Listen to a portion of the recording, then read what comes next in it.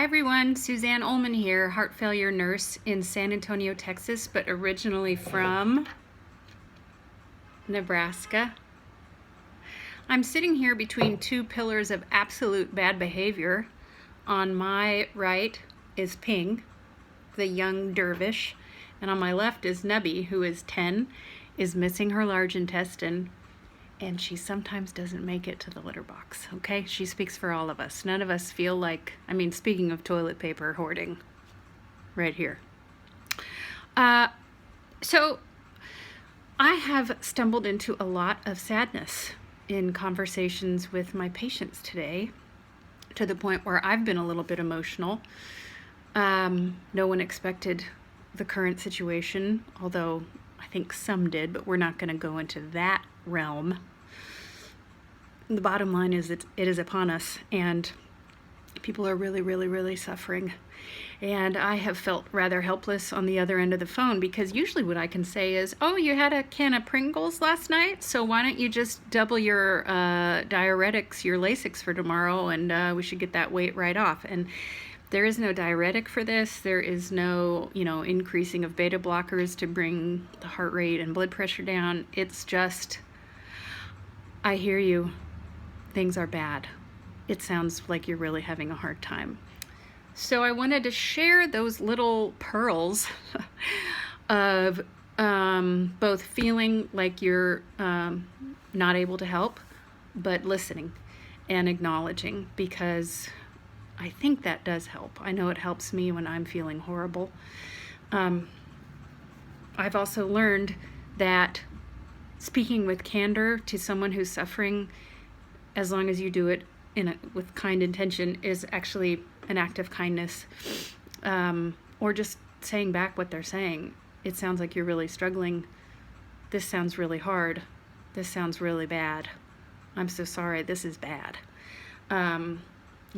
Sometimes the little pithy isms of, when God closes a door, he opens a window. That's not what a person needs. Looking for the silver lining, though sometimes that works. I'm very much into silver linings when I'm drinking coffee in the morning, but usually by about 2 o'clock, I'm like, the world is ending. So, I think all of us, the sine curves of our ups and downs in a given day are more frequent and perhaps higher peaked. And so I thought I would read a poem by another, he's a native Iowan, but he is Nebraskan. He's lived in Nebraska for 60, 55 years, something like that. Ted Kruser. It's a poem that is called A Pretty Pass. And it got posted today, April 7th. Things have come to a pretty pass, mother, as you'd be saying today, when the mailman's afraid of the mail up at our box by the road, extending a latex-gloved hand from his Jeep to put in my earlier letter to you stamped, "Return to sender, address unknown." But I'm trying again. I've been wanting to tell you that the address you left behind, that of your house on slow 29th Street, its shutters nailed open, never meant to shut out anything. That open-windowed world is gone, and the world that replaced it isn't one that you would recognize.